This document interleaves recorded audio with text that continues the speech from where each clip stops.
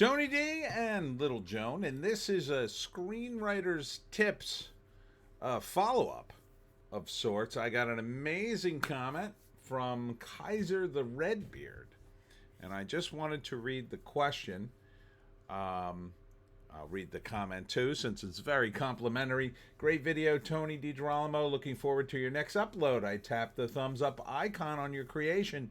Keep up the awesome work. Thank you, Kaiser. Your insights into what defines a Christmas movie are refreshing. How do you think the evolving portrayal of family dynamics in modern holiday films will influence future screenwriting trends? That's a very good question, Kaiser. Thank you for that. It's I gotta really wrap my brain around that. The evolving portrayal of family dynamics is interesting because there's the portrayal and there's actual family dynamics, right?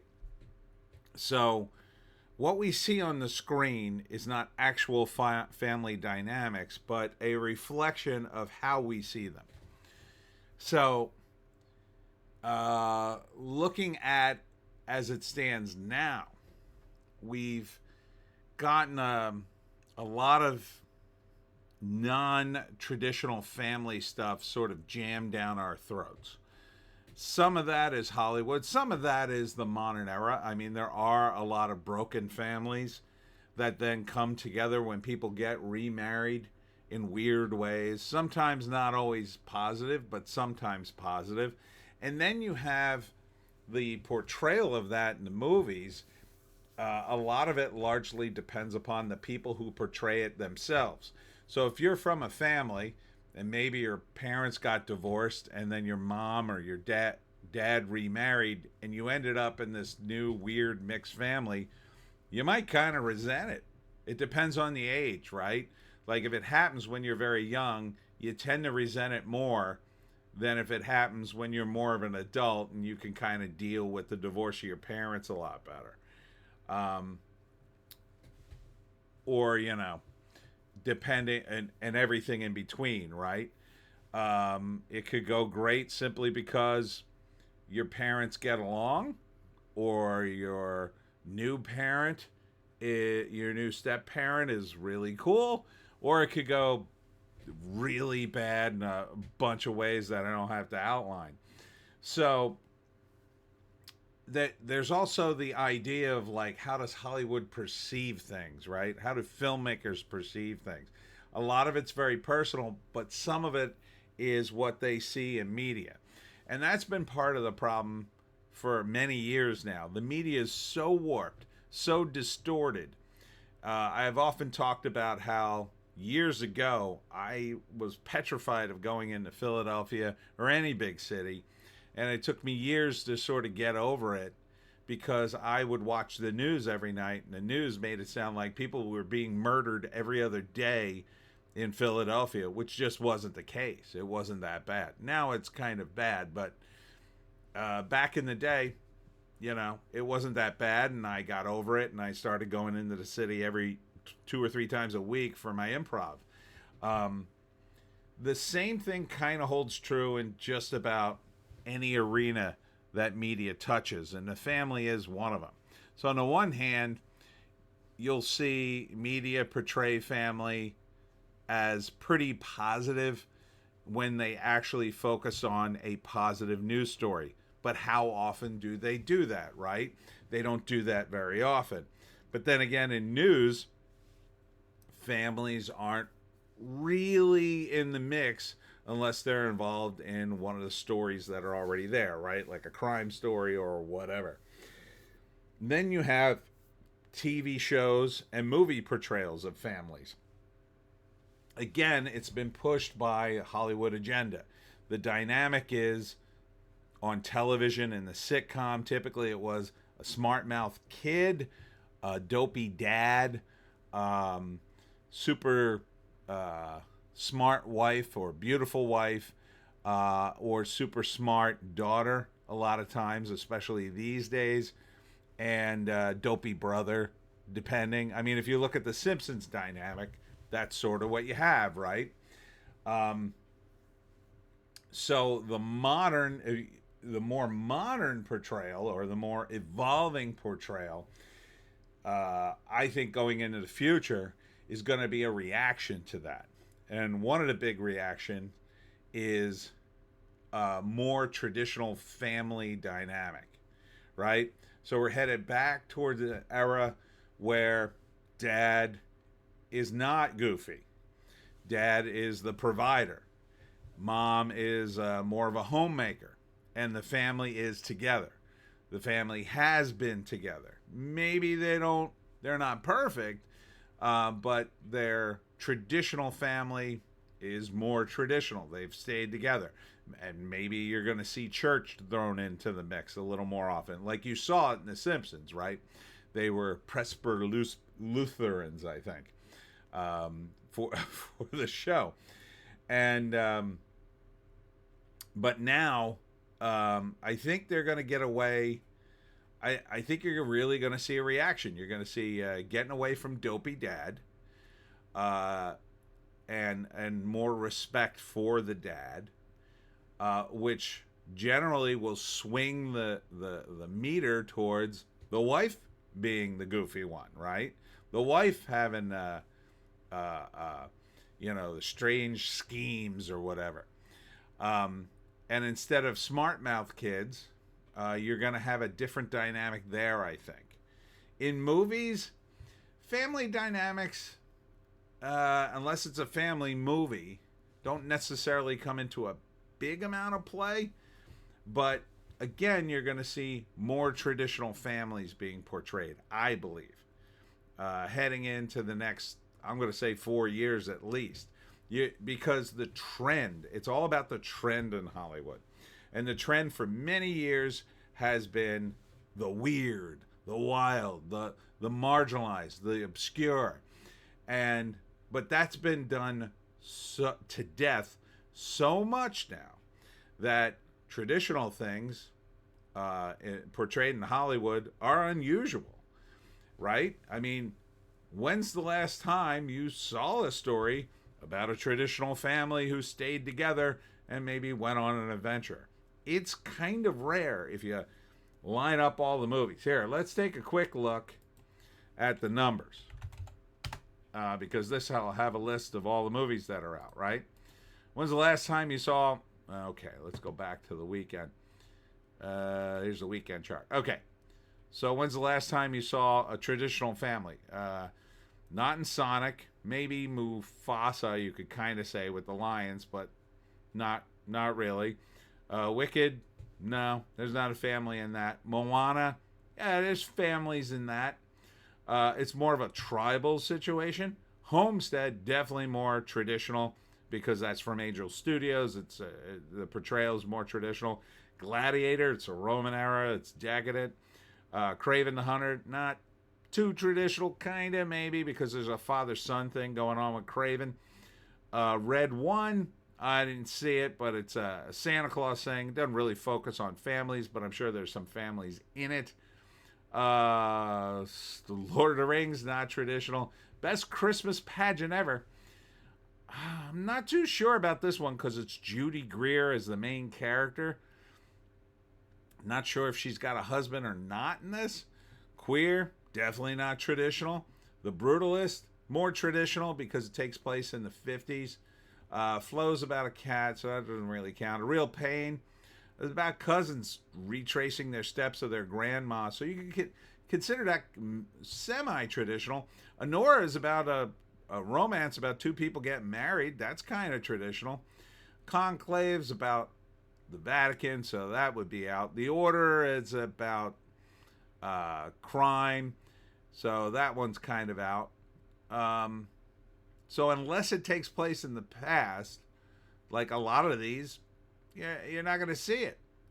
Christmas Eve on Miller's Point, that one I think has a bit of a traditional vibe to it. It's Christmas time too, so you'll tend to see more family movies now than you would, say, I got to get back to where I was, say, during the rest of the year, right? But I definitely think you're going to see more religion, more traditional dynamics. It's going to take a while because basically woke officially died as a trend, I'll say, the moment Trump got reelected. The moment Trump got reelected, and the reaction wasn't a complete meltdown. Well, it was a complete meltdown for people on the left, but we saw that a lot of people joined the sort of Republicans simply because, not because they're Republican. I'm not a Republican, but they just got away from the Democrats because they're just sick of all the leftism, and they're sick of everything that goes with it, and everything that goes with it is stuff that Hollywood pushes, because Hollywood is essentially one big giant psyop, and this is why Angel Studios continues to make inroads. Each one of their movies has done well now. It's in the mix. It's not, they're not mega hits, but it's steady. It's a steady return on investment kind of thing. And they're not blowing $200 million on a movie. They're spending modest amounts of money to get a modest return. And they're making movies that, there's some movies studios make, they're just embarrassing. Right? I mean, we've seen them. They're so embarrassing. What kind of life are they going to have on streaming or in your library? None. Once they're forgotten about, no one's going to want to watch them, because people will read the write-up, and the only thing those movies had to offer were the virtue signaling wokeness of saying, well, I went to go see such and such movie. Aren't I grand and awesome? When that trend dies, there'll be no reason to see these movies, because most of them were dependent upon that trend of virtue signaling. And a lot of people just realized, hey, I don't actually need to see the movie. I could just lie to people and tell them I did, which is what drove Twitter for many, many years. So I think you're going to see Christmas movies next year that are way more traditional. First off, I think you're going to see more of them. I think you're going to see way more movies aimed at families than you ever have, as Hollywood desperately tries to dig itself out of a reputation hole that they've dug for themselves. Now, I think Disney can't. Like, Disney owned that market for decades, and now they'll never get it back, I think, because they've betrayed their audience. And the moment they betray the audience they actually aimed at over the last few years, namely the I'll say the pink-haired weirdos, those pink-haired weirdos, those virtue signalers, will turn on them. And so they won't even have the audience they had left. And the people who do like traditional movies will not, I predict, go back to Disney for many years. It will be many years before people forget the kind of wokeness, because it's not gone away. The trend is dead, but there will still be many, many people who were elevated to positions of power during the woke era that won't leave those positions of power anytime soon. And they will continue to abuse what power they have in order to maintain their power of intimidation or oppression or whatever you want to call it. And they're going to stay in that, and you're going to hear more and more people complain about it. It's going to be like a tsunami of anti-woke YouTubers and everybody else jumping on board that trend. So I don't know how many YouTube videos you watch, but if you can see, I watch a lot of guys who would be considered part of the anti-woke community. Those guys, I will say 6 months ago, really started to scrape the bottom of the barrel. They used to do a lot of like, oh, here's my reactions to the latest woke outrage kind of videos. And now there's, one of them will break and they'll all do the same one. It used to be like 4 or 5 or a dozen of them would break, and you'd watch a YouTube video. This guy would do 2, and this guy would do 1, and this guy would do 5. Now they're scraping the bottom of the barrel looking for these woke people, because the ones that still exist are now saying, "Oh, I got to shut up because I'm getting trashed out there on social media." Because people are starting to wake up that the trend is dead. And when the trend dies, the woke people will shut up, because the whole reason they got into being woke was the virtue signal, so people would like them. And if people are just screaming at them, they're going to stop doing that. Even if they don't believe, who the hell knows what they believe. But regardless, they're just going to stop making these stupid videos, because the moment they start to make one, they're going to say to themselves, wait a minute, everybody's going to trash me.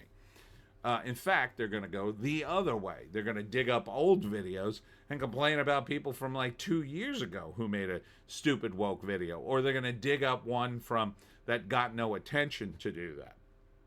So while that's all happening, you're going to see Hollywood, because they look at trends on social media far too much, in my opinion, and they say, oh man, people hate this crap. It's already started. I mean, you could see the recent event where Pixar had a TV show, and it's an animated show. I think it's about a little league team.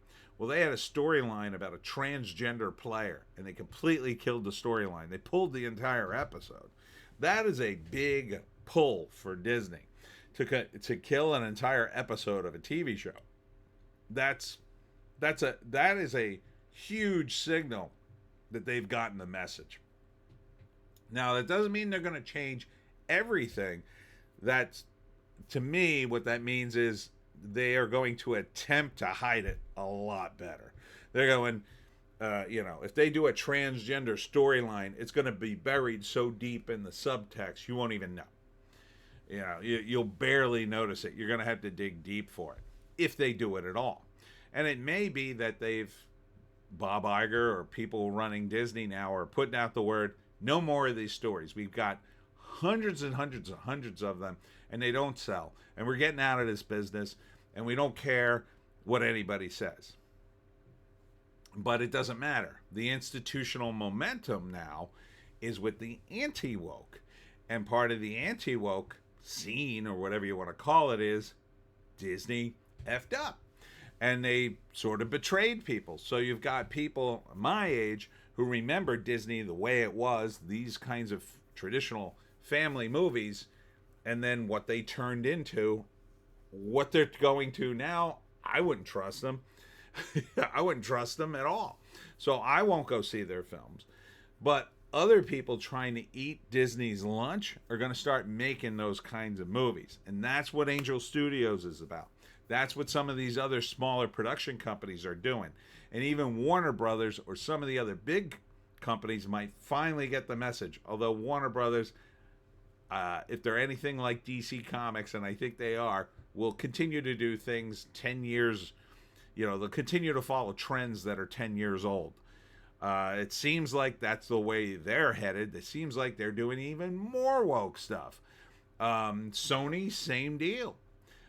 So we'll see if any of these guys pull out of the dive. When they finally do, they may realize that they have a real competitor in Angel Studios, maybe the Daily Wire, maybe some other smaller studios that have emerged and are filling the niche. Like Rob Schneider did a family movie he was promoting a few months back.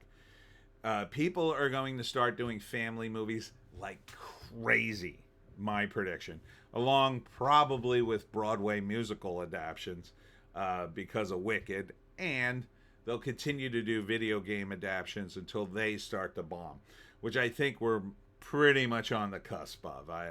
I don't think the video game trend can last that long, but We'll see. We'll see. Because the video games themselves are going through the same problem. Video games, comic books, book publishing, they're all going through the same wokeness.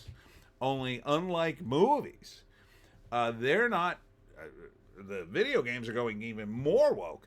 The comic books are so woke they're unreadable, and like the books will be last to change if they bother to even change at all.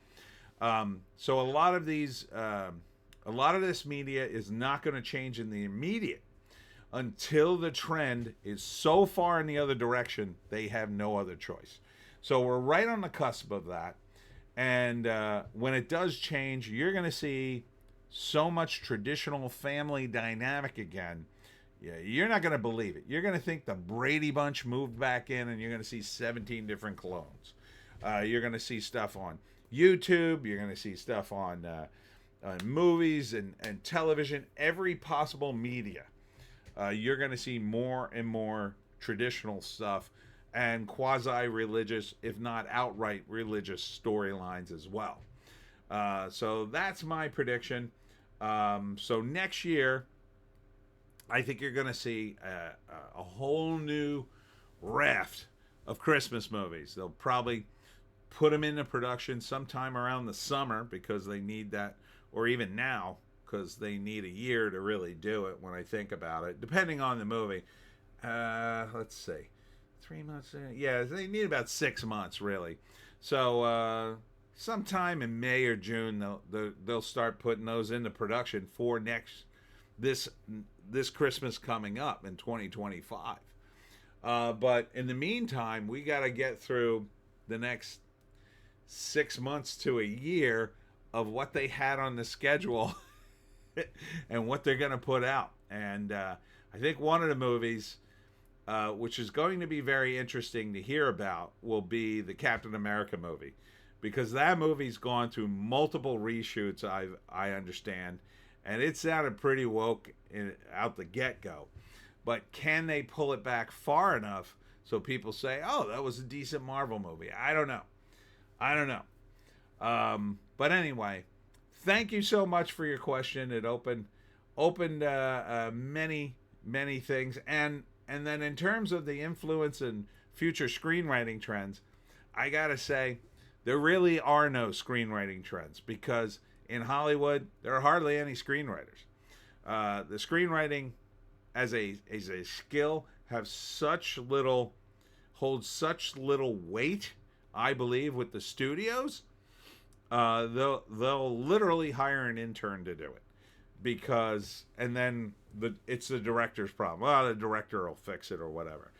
Every director seems to have his own screenwriter and then gets co-screenwriting credit. So there are very, very few. There were only a handful back in the day. Joe Esterhazy, Shane Black, William Goldman. There's not many more that were guys who, were known for being screenwriters to some extent. In the case of Shane Black, he became a director. In case of some of the others, they eventually went on to be producers or whatever. What Hollywood needs desperately for the future of screenwriting is to actually invest in screenwriters, to hold the line on a handful of talent actually that work for the studio and say, okay, this screenwriter is good, therefore his word matters, and as a director, we don't want you to make major changes in the script without his approval. Like, some of that power has to go back to the screenwriter. It has to. Now, some screenwriters suck, and there are a lot of sucky screenwriters in Hollywood.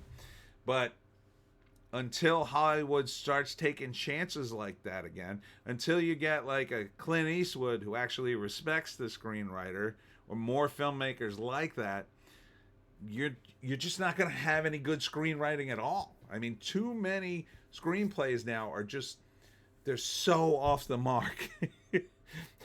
I mean, they just go right off the rails.